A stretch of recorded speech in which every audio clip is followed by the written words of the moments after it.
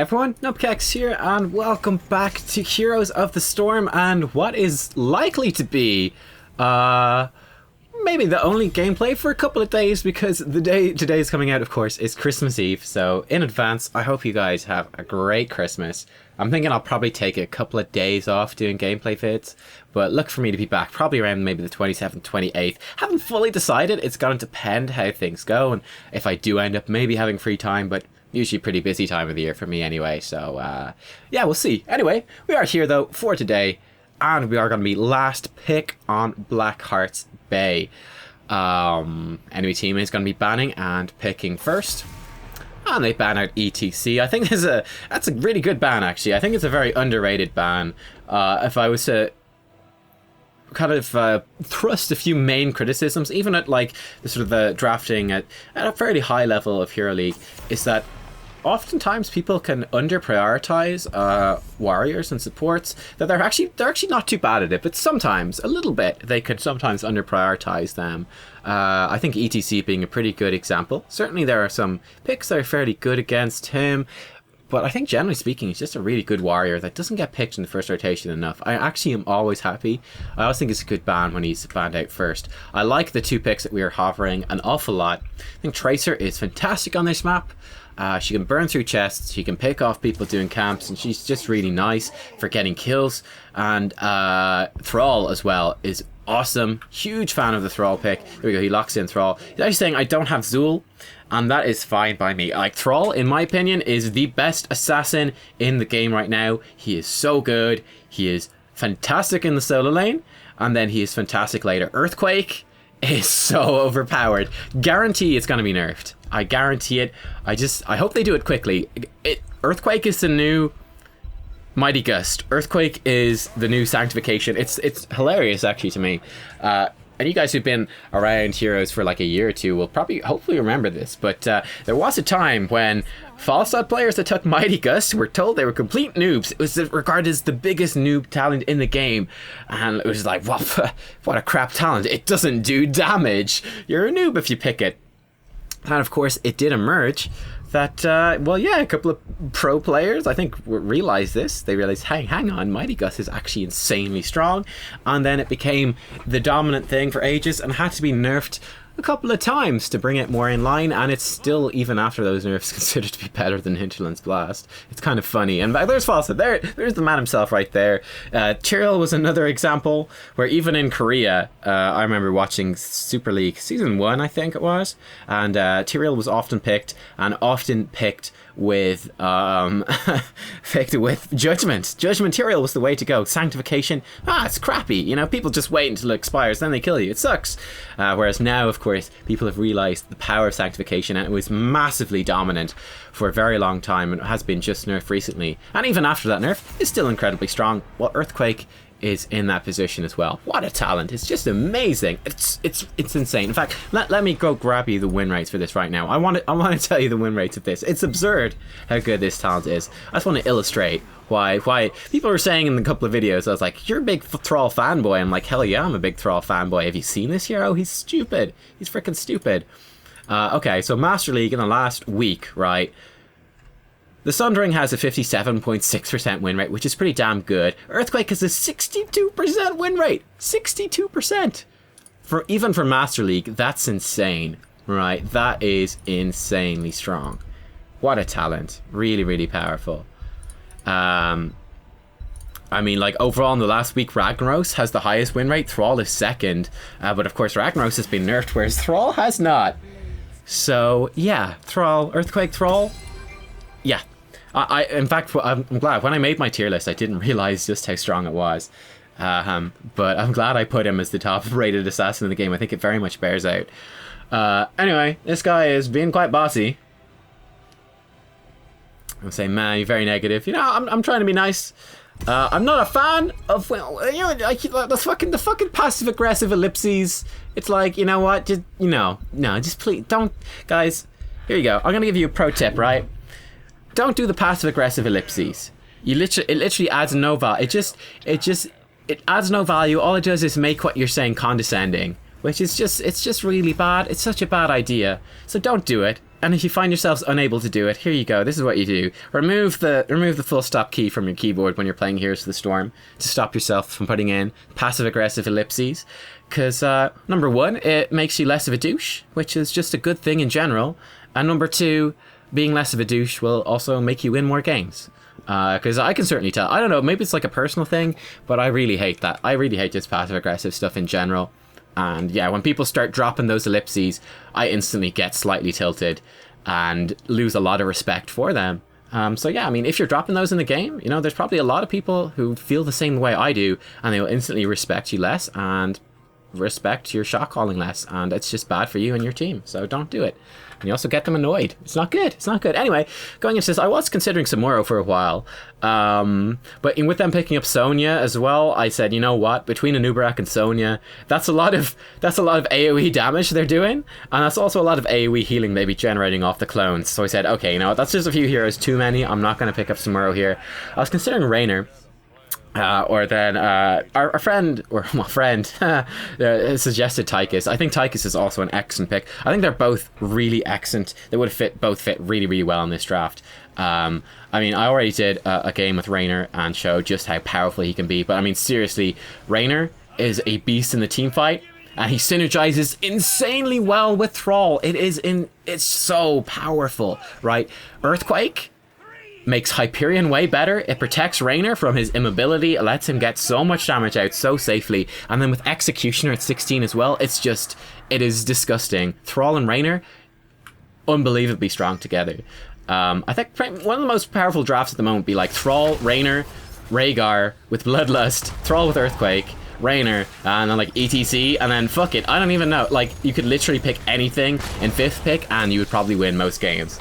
Like, you could pick Murky every game with that, and it would still be insane, probably. I mean, I don't know what you want to pick. Like, maybe, yeah, they just kind of screwed up.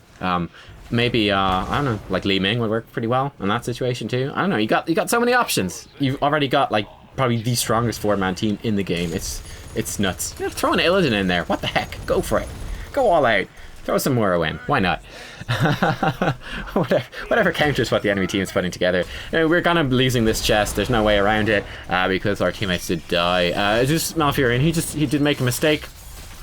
Then Diablo kind of re-engaged, trying to keep him alive, and Diablo went down too. I think a couple of mistakes, but it's definitely putting us behind. Actually gonna put us behind in quite a large way. Falsa then flies down to the bottom and kills Thrall. So we're almost a full level behind, and the enemy team is 10 coins. This is pretty much the worst way a game could start at Blackheart's Bay. This is a really bad start to the game. A really, really bad start to the game. Also bear in mind, we don't have a dedicated jungler, whereas they have Sonya, and that Blackheart's Bay is one of the most snowballing maps. This is pretty grim. At this stage I was kind of going, oh god, this is not good at all. It's not good. Anyway, they're kind of chatting away, and I'm just going to be here soaking the top lanes. Anyway, they're kind of complaining. I was considering writing a response. You can see I open the chat box, and this is why I think this is very important too. This is why it's often not a good idea to actually, engage with negative people overly much in the chat, because you can see right there, perfect example. I was watching the chat, I was paying attention to the chat, and ate a nice big juicy Li Ming orb to the face. But you do make mistakes. I thought we did a viewer replay once of Sylvanas. I think it was called All the Classic Gold Mistakes. I highly recommend you watch that. It was quite hilarious from the view of toxicity and stuff. But I thought a really brilliant example from that game was this Oriel was flaming her team about not participating.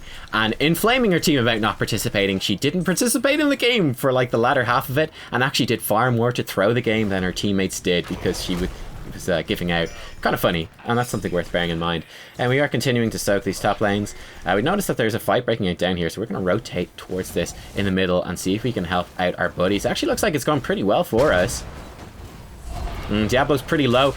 Nubkeks actually engages aggressively and pays the price. He did not realize that we were going to arrive. Karazim goes down as well, and that is a very, very welcome double kill, bringing us actually a little bit ahead in terms of XP, getting us a few coins as well, I think. But yeah, very happy to get that.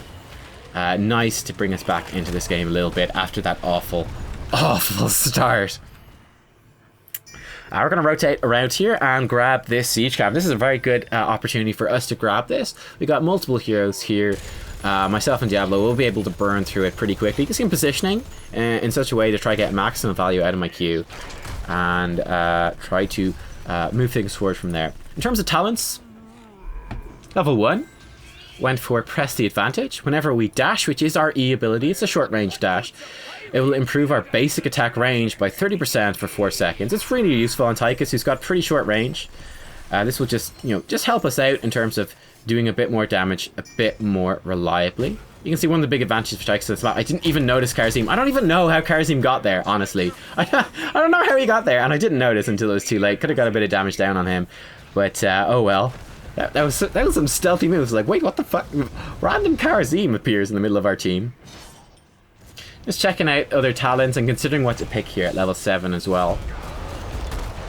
Level 4, I did pick up, actually made a mistake here, and I'll explain why. I picked up In the Rhythm, which is a quest that every time we damage an enemy here with our minigun, it will stack up the duration of minigun, so it'll make our minigun last much longer. It is not a bad talent. Thrall gets 1v1 by a Nubkeks. It's not a bad talent by any means. Alright, In the Rhythm, I'm a big fan of it. However, in this game, I think maybe the bigger they are is something I want to actually lean towards trying out more. What this does, it basically doubles the amount of damage your minigun does to heroes above 40% health, but it doesn't do anything to heroes below 40% health. But this is just going to work really, really well to... especially with Odin. I actually do go for Odin in this game, but it just gives you a ton of burst at the start of a team fight. Like we go in here, we could pop that minigun and just melt through Sonya's health pool and do a lot of damage. So whereas this In the Rhythm talent will improve our overall DPS over the course of the game as we build the quest up. The bigger they are, we'll get more value in general. A kind of more bursty value. So like, let's say for example, like In the Rhythm, if we do stack it up enough to double the duration for a minigun, that's pretty good. But bear in mind, the bigger they are, if we fire a full 3-second minigun into a warrior, it's gonna do all that damage within a 3-second time frame. It's more bursty, it's just better. It's I think it's just really good. Overall, I think it's really good talent. I haven't used it before, but I want to start using it more, and that opens up more options in terms of talent builds, which I'll talk about after the game. I want to get more back into the game. This Thrall is just so bad, man. He's so bad. He has died so many times this game already, and now he can't be out. Like, guys, quick, someone pause the video real quick and please fetch me a tiny violin. The poor Thrall. He doesn't want to fight here. I screw up here. Watch this. So I mistimed. I actually played this right after the previous game, and I was still tense. And you actually see a few mistakes. I think like really bad mechanical mistakes in this game for me. You guys will probably notice them. That one was an obvious example. I popped the Odin, and then my intent and what I thought I pressed was to dash backwards. In fact, I did not time the dash correctly. I pressed dash backwards while Odin was still activating, and then after that actually made it so that I dashed forwards instead, which put me in a really bad position. Luckily my team was there and they did help protect me. I think in particular Malfurion kind of kept me alive, so it didn't end up dying, but it was still a pretty big mistake to make, dashing with Odin into the middle of the enemy team. It's pretty bad. But like, yeah, this Thrall and Malfurion, like, they're just something else. But I mean, yeah, Thrall's died an awful lot. That's a pretty good Earthquake. We're gonna focus down this Nubkeks. We catch him with the grenade as well. We stack a bit on top of that, but my health gets very low. We have to back off. Luckily, Malfurion, I think, almost accidentally dodges the Leeming Orb. Karazim does dash away, so he will escape. But still, nice couple of kills for us. Pretty good. And yeah, I think the game went from being lost to it's pretty even now at this stage, despite Thrall attempting defeat, letting my teammates know I am going back. And yeah, then I'm gonna begin rotating towards the top. But then consider maybe we want to actually rotate towards the middle, deny the enemy team a turn in, then chest spawn, which is gonna be another big big change in how this is gonna go. Did pick up Commandeer Odin obviously at level 10. I think it's just going to synergize very nicely with Earthquake. I think both heroics are very good. Honestly, I think you can choose either. I wanted to play with Odin though. Then I will pick up That's the Stuff at 13 just in advance, which will make my minigun heal me for 100% of that bonus damage that it does. The enemy team is obviously going for the boss, which is mega risky, by the way. Can I just say? Let's just get a turn in for free, which is really nice. We get rid of those coins and we get the turn in, which will get more value, really, I think, than the boss. A Nubkeks attempting to zone a really nice apocalypse from our Diablo actually spots them on the boss. Gonna pop Odin right away and come in here. Good Earthquake as well, ensuring the enemy team gets stuck in there. I really like that. That was a very good Earthquake. We are attempting to come in. Nubkeks is in a tough spot. He's retreating away. Sonya coming in on top of us, but Sonya is getting focused down by myself and Gul'dan. She's trying to sustain as much as she can. Nice fear. Horrify comes out from Gul'dan, knocks Karazim back into the team, and we're just on top of these guys. Falsa goes down as well, drops a ton of coins, and Karazim goes down too. And this is why you don't take a boss on Blackheart's Bay. What a throw pit. Oh my god. I definitely recommend never... Like, certainly at high level play, you probably never want to take a boss unless you've got probably 2 members of the enemy team dead. It's just a really bad idea. Anyway, and especially the boss is really weak, right? Especially on Blackheart's Bay, it's the worst boss in the game. It sucks. Actually, no, Brax's Holdout, that boss will like freaking kill your team, so you need to be really careful taking that one. It pretty does more damage to your team than to the enemy structures. But yeah, the boss on Blackheart's Bay is very weak. It has to run a really long way so you can get some good damage on it. I'm not sure exactly how much damage it did to our structures, but I would guess not much. You know, Malf and Thrall were more than able to kill it themselves. I used the opportunity to clear out a couple of waves and to take a couple of siege coin camps. Doubloon camps, just to, you know, continue that farming and continue us pushing forwards and sort of maximizing value as much as possible. We got a bruiser camp pushing top, so that's going to draw some pressure. The enemy team actually grabs theirs. We're going to help Diablo pick this off as well. We got Commandeer Odin coming up. Thrall is calling to wait for 16. I don't think that's essential. We're actually 2 levels up, which is a nice scaling advantage. And the enemy team has 6 coins, so they want to turn in. I'm going to scout out this turn in. We see Li Ming firing missiles in. I retreat away a little bit. Just checking some stuff here. There's the Li Ming, and Nubkeks actually arrives. I dash out of the way. Unfortunately, Karazim is here as well, which kind of sucks. We actually get caught by the edge of the Q from him. Falstad is there too, and we get picked off. Unfortunately, Malfurion does go down as well. Big mistake from me. Basically what happened there, I saw Li Ming scouting with her Q. Right, so Li Ming, if Li Ming is scouting with the Q, you know, I hadn't actually seen Thrall talking about that stuff in chat in the game. I hadn't noticed. I tend not to notice chat very much because I'm concentrating on the map and on my play. We'll talk about this Thrall more in a second, by the way. Oh my god.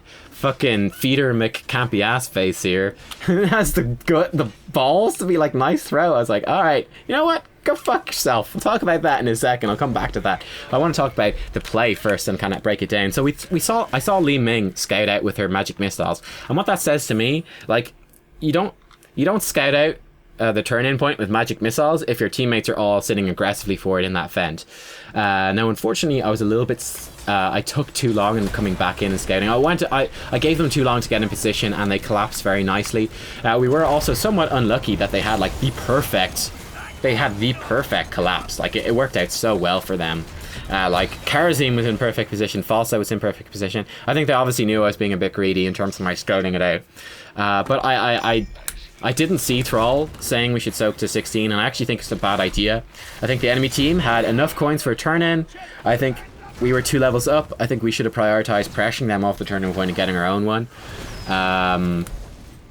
But, you know, like, I'm leaving that open. Like, that could be wrong, could be right.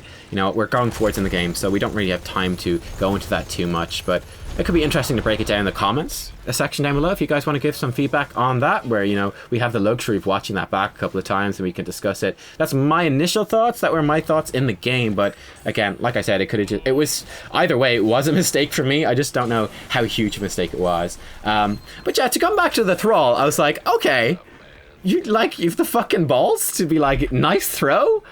The fucking Thrall who's died solo with stupid fucking mistakes like 3 times? I was like, nah, I was like, that is just such a dick move, man. I was like, that is unbelievable. And like you pull your passive aggressive ellipses on me in the draft, and then you proceed to feed in the game. You proceed to bring a ton of negativity into the chat, and I make one mistake, which is nowhere near as bad as what you've been doing, in my opinion. And then like I was like, nah, you know what? Nah, you get reported, man. I don't want people like you in my games. Get out of here. You're a douchebag.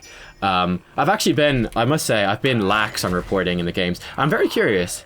I think part of it actually comes down to the way the MVP screen works is that, you know, instead of having like just set amount of time in the MVP screen where you kind of reflect on the game, instead you're spamming the skip and the exit buttons, right? That's what you do. Let's be honest. That's what you do. So coming to the end of the game, you're actually in this like big, let's exit the game mentality. And then you kind of go with that. And then you exit the game before you remember to report people. I'm curious to wonder, actually. I'm sure Blizzard will never say because it makes them look badly. Nice face check by Thrall, but he does survive thanks to Spell Shield. And this is now going to work out pretty well for us. Nubkeks absolutely explodes. Sony goes down as well. The face check actually worked out in our favor. Falstad is going pretty low. We're going to use our dash to get back in here in a second. Try finish him off. Gul'dan on the hunt. We were not in range to finish off the Falstad, but Gul'dan does pick up the kill. Very nice. We're trying to get what damage we can in on this Li Ming. 3 enemy heroes dead. We've only lost Thrall. This is a good opportunity to continue to push aggressively. I'm going to dash forward, spot the enemy team here. We do eat Li Ming thing to the face, but Gul'dan has a beautiful flank on. Diablo arrives as well, as does Malfurion, and we pick off the Li Ming and grab ourselves a whole bunch of coins. The Kara team does escape, but that was a pretty good position. Again, that's the perfect time when you want to go super aggressive, right? It's when you outnumber the enemy team that much. And then I love this call as well from the team. Nice call from Diablo. Again, enemy team is dead. This is the time where you push your advantage and you start taking things away. Now we do have to be careful here because they are respawning, right? Nubkeks attempting to kind of zone us out a little bit. We're just going to pressure him off and then just make a beeline out of here. Just get out of here as soon as possible. I'm making my way towards the top. This is a very big wave that will kind of catapult us a bit towards level 20.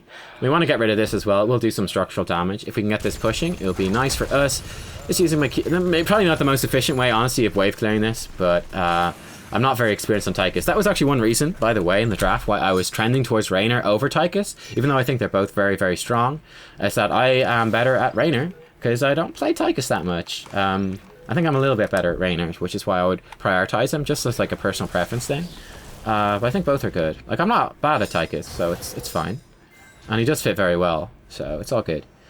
But yeah, oh yeah, by the way, the reason I didn't pick the bigger they are in this game, right, which is that bursty max health damage, like burn their warrior down, kind of as a surprise, was that, or like in that burst, is I had expected that a Nubkeks would go with dampen magic at level 1, which would really neutralize the value of the first second and a half of minigun, because it reduces that damage by half, because your minigun is ability damage. I was actually incorrect with that. He actually didn't pick that up, and I was just I was not conscientious enough, and I didn't check that, so that was my bad. You could see, actually, it probably happened earlier in the game. You could see me double checking the talents, so I kind of noticed and had been suspicious a couple of times that a Nubkeks hadn't had dampen magic on him when I hit him with an ability, and I kind of assumed it's off cooldown. Then it happened another couple of times, and I was like, no, there's something funny happening here. And then I checked and went, oops, he didn't actually take the talent, which makes my talent choice bad. Just sort of my bad for not checking that. I think actually, you know, pushing in and doing a base race might have not been an awful idea here. But our teammates, I think Thrall heartstoned back first. You know, he might have been saying something in the chat and we didn't see it. Trying to hit Li Ming with that grenade, because I did mute him, so. He might have been saying something, I don't know. I think it would have been a pretty good call to push in bottom though. But either way it's good. Again, the boss isn't super strong. And we do have level 20, so I think we could have outraced them, but you know what, this is okay too. I take a Li Ming orb to the face, but it's not a massive deal. We actually kept the keep alive as well, which is nice. Unfortunately, Diablo went a bit too ham down bottom and does die, and he doesn't have the souls for a respawn. So we're kind of stuck here. Now, this is important. I'm pinging retreat and saying bait, right? That is, I don't know if it started off as a bait from Li Ming, but that was very much becoming a bait. We do not want to chase Li Ming. We're down our tank. They're all 5 heroes. They can come and kill us, right? So we just basically want to sit in our base at this stage and be safe.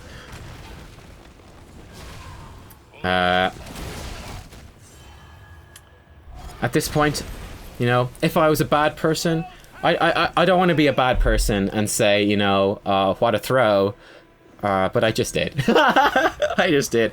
That was, yeah, like, that's just dumb. Li Ming is attempting to kill our keep here. So I'm pinging that. Gotta do that.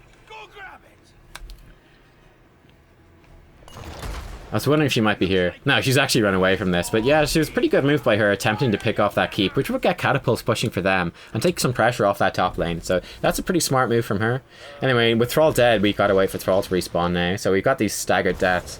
But yeah, I mean, moving that far out to get a bit of poke on Li Ming is just, it's really bad. And he got suitably punished.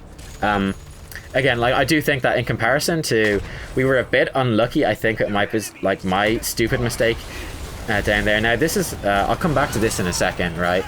Let's just focus on this fight. Falstad actually blows up right at the start. Nubkeks is running away. He's almost dead. I actually dive in after him. Probably should have stayed back and focused the Karazim instead. Bit of a misplay there. The power of the Locust Swarm from Nubkeks actually healing him off from the Siege Minion as well. Gul'dan does go down, and Sonya was actually in the middle of our backline doing tons of damage. Our teammates are all super, super low. Malfurion blinks out. Sonya is in there, but Heart and Shield wears off, and we absolutely melt her down. Thrall's in the backline as well, and Sonya goes down too. This is a huge win for us. I fuck up my W because I'm a noob.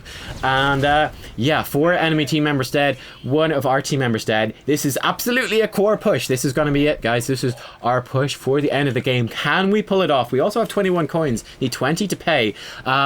Normally I would say just run for the core, but bear in mind, we know from earlier, I actually don't know what health their keep is on. Actually, you can see it's still mostly on high health, but we know that the gate and the towers are down. I'm pretty sure that this turn-in will net not only a keep kill, but also some shots on the core, so I think it's actually worth taking the time to pick this up for some guaranteed core damage, which might be the difference between winning and losing. Falstad's going to be back alive. The enemy team, 20 seconds. They're probably going to respawn before we can finish off this core, so we do need to be careful. They're going deep on top of our Malf. It's actually very important for our teammates to turn around and to focus on the enemy team as opposed to actually focusing on the core. Thrall not actually doing that, but we do manage to kill Falstad instead. We're going to pick up the kill on Karazim as well. Guys, if the enemy team like dives your team way undermanned, even if you're on core, just kill them. It's really quick, right? Just kill them and then turn around and do the core. You know, the enemy team respawning and picking stuff there would be one of the worst things that could happen. But we do manage to pull off the core rush. Some of those cannonball shots landing as well. And GG. It was a bit of a crazy fight there at the end. We were caught out with Thrall still respawning. And moving back, you can see me sarcastically saying Thrall should be MVP. I also silenced the Malfurion, or I didn't report the Malfurion. He wasn't really being like abusive or toxic. He was just being whiny and annoying, and I was like, I've just had to deal with this dude. I don't want to have to listen to you whine either.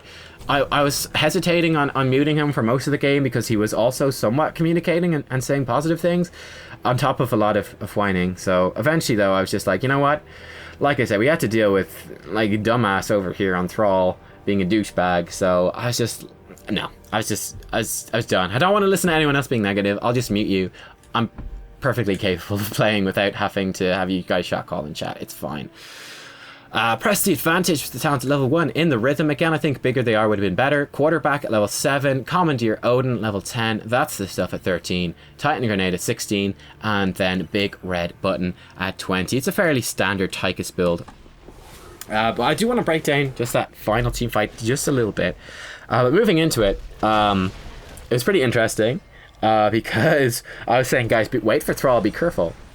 And this is like a very small thing, but I think it is important, right? Is that Gul'dan then started backing off. I actually know the Gul'dan player. He's actually Meow X that you might remember. He kind of kicked our ass in a couple of our games last season.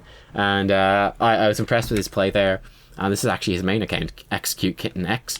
Or maybe her main account. I don't know. There comes a stage where there's so many cat names that you begin to wonder as to what one's gender, one's sex, or one's sense of humor is. Awesome, all around though. Execute Kitten X. That's a great name. I love it.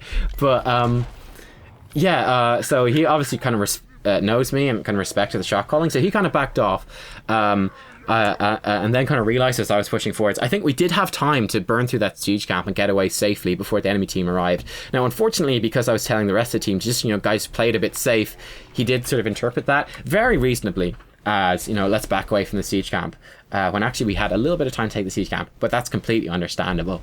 And it was somewhat of a risky move, but I think we did have the time to pick it off. And also, unfortunately, as you might have noticed, I got really body blocked by the teammates. So I thought that I would arrive and be doing damage to that siege camp quicker. I think we were actually like a second and a half, maybe even 2 seconds delayed getting in and doing our damage, just because the weird body blocks from our team. I didn't actually have the camera on me at the time, because I was watching towards the north. You know, that slight delay on taking up the siege camp from, you know, Gul'dan not being there from the start, and then for me, just wonky body blocks. That tiny delay meant that the enemy team did arrive on time to actually somewhat catch us out.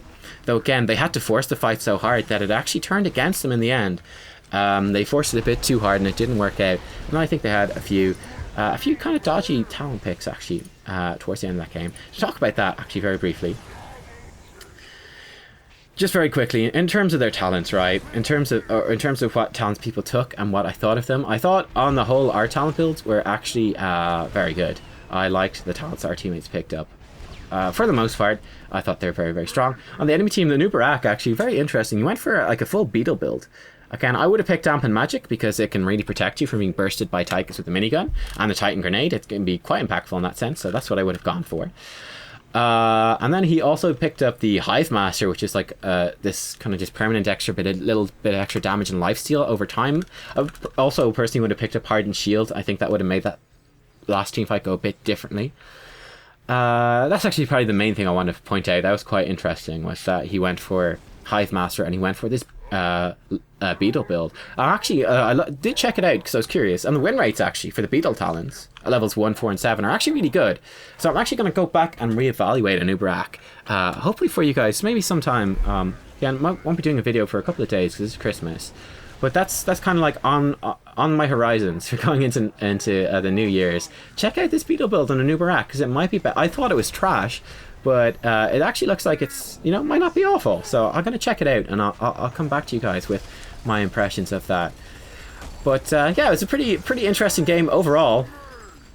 I would say be like Execute Kitten X, Exputin. Be like Execute Kitten X in terms of how you are in the game. I thought he was, you know, great sense of humor and good communication with the team. I think the contrast between that and the Thrall is super stark. You know, one type of player I've so much respect for, and one type of player I've got just absolutely no respect for. Yeah, I hope you guys enjoyed that game. You know, we had a pretty good game of Tychus overall. Very happy with how I played. You know, there was that one big mistake in the middle, but that's okay. You know, mistakes happen. And I was just like, you know, like, dudes, you were flaming me way too hard for like one mistake, considering I'm like, fucking, Malfurion, you fucking like died and lost us the first coin camp at the start, right? And then Thrall has been feeding like crazy. I'm like, guys, you know, it's like there comes a point where you kind of go, you know, we've kind of given up the right to flame this. You shouldn't really be flaming anyway. But seriously, especially after you've been screwing up yourselves, I mean, you kind of think you'd have the humility at that stage to be like, you know what, maybe we won't flame one of our teammates for making a single mistake after, you know, we've also made equal kind of proportion mistakes as well. I don't know. That's what I think. Maybe I'm just like too reasonable a person. I don't know. Let me know what you think down below anyway, guys. And give the video a thumbs up as well if you enjoyed it. I hope you guys have a great Christmas. And yeah, you know what? I will probably no gameplay videos up for the next couple of days. We'll see though. We'll see. I might have time. I'm recording this on the 22nd. I might have some time tomorrow to record stuff. I'm busy though for like the most of today and Christmas Eve, Christmas Day, and all that stuff. But I will get back to videos fairly shortly. But there might be a couple of days where I take a bit of a holiday, take a bit of a break, and just, you know, enjoy the Christmas. Hope you guys do too. But I will see you back very soon, all the same, for more Heroes of the Storm. And yeah, we'll be doing our promo game for Diamond 3 relatively soon. So yeah, stay tuned for that. I'll see you guys then. Bye-bye.